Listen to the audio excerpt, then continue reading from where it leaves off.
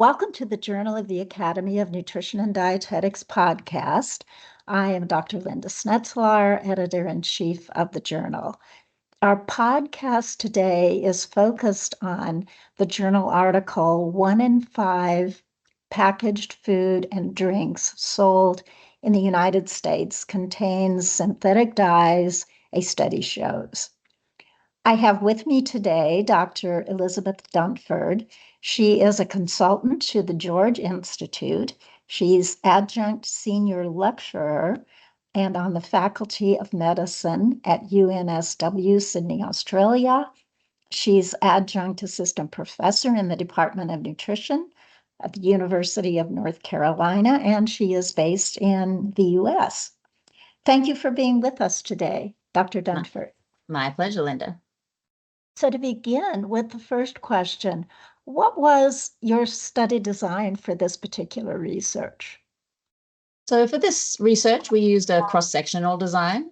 And what we did is we took nutritional and ingredient data from Label Insight's database. So Label Insight is a Nielsen IQ company, and we sourced that back in 2020. The Label Insight database holds information for more than 400,000 food and beverage products available in the US. And so then we used sales data to identify the top 25 food and beverage companies operating here in the United States. And our analysis was restricted to products sold by those companies. So then the ingredient list for each product was searched for synthetic dye keywords. And then the levels of total sugar, saturated fat, and sodium were examined as well.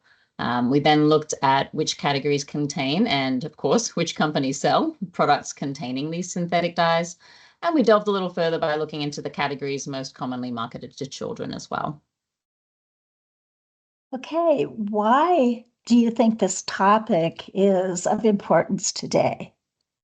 I think there are multiple reasons, but as we know today, sadly, ultra-processed foods make up a very large proportion of the US diet. And these products are known to be generally lower in nutritional value and also they contain cosmetic additives such as synthetic dyes. The food supply as we know it is becoming more, not less, ultra-processed. And some of the ingredient types that define a product as being ultra-processed, so things like synthetic colors and flavors, for example, could easily be replaced with natural alternatives. Anecdotally, I'm a mom of 2 young kids myself. I have a 7-year-old boy and a 5-year-old girl. And I have certainly witnessed my kids' behaviors change after consuming some of these not so healthy products.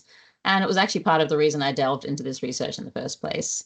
Parents may not be aware that when they're feeding these children feeding their children some of these foods, and indeed feeding themselves these foods, that they contain color additives made from petroleum. And so this research is important to guide both consumers and the food industry too, where to be more aware of the usage of these dyes.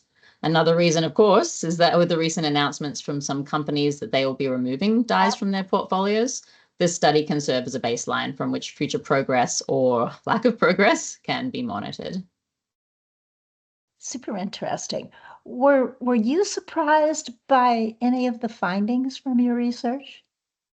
So the short answer is no. The findings did not surprise me and were pretty much what I expected given my knowledge and background in the area and my previous research on additives in US foods and beverages, which was actually published in this journal 2 years ago. So 19% of products containing synthetic dyes, it's certainly a large proportion. And it gets even worse, of course, when we restricted the analysis to products in the top 5 categories marketed to children. We saw 28% of products compared to 11% of remaining products contain synthetic dyes.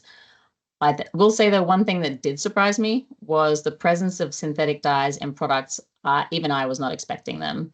Some specific examples were plain hot dog buns, taco shells, bagels, waffles. I think the average consumer might guess that brightly colored products like Gatorade or soft drinks, they contain synthetic dyes, but not these more savory-based products. So that did surprise me. And what would you say are 3 takeaway messages from the research you've done?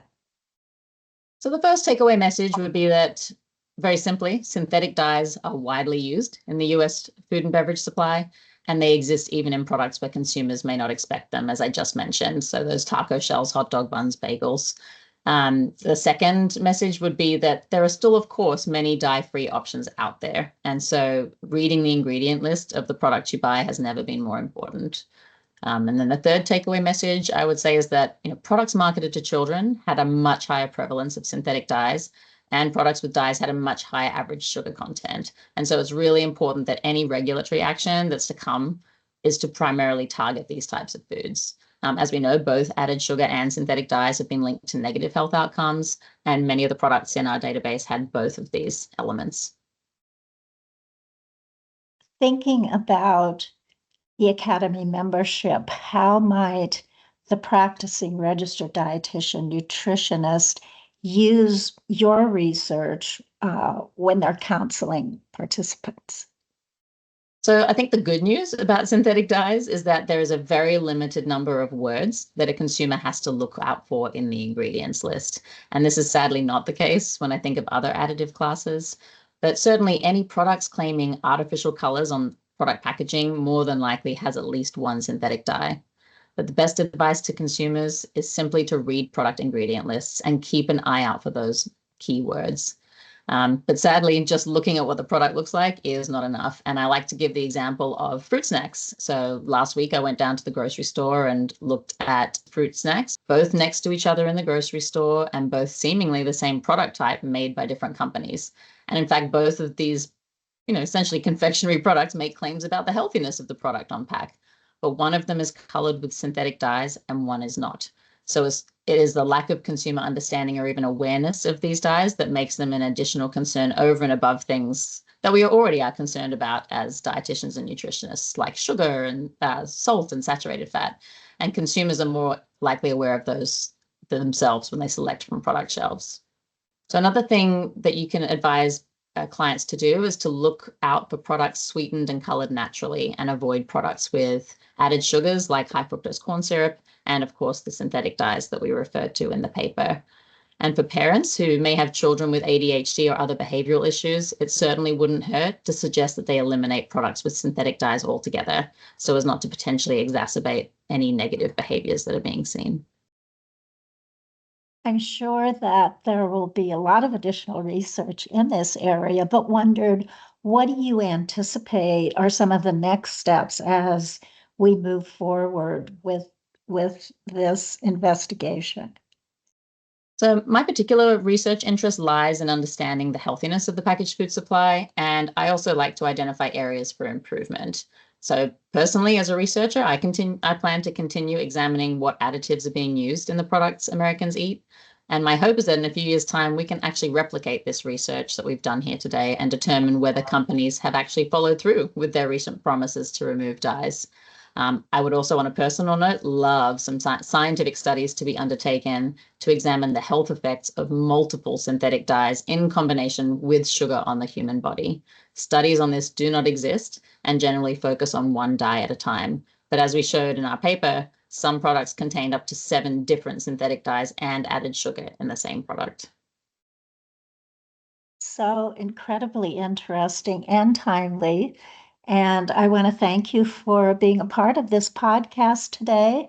I know that Academy members will be very interested in what you have learned through your research. And I just appreciate your time and many thanks again. Thanks, Linda. It was wonderful to chat.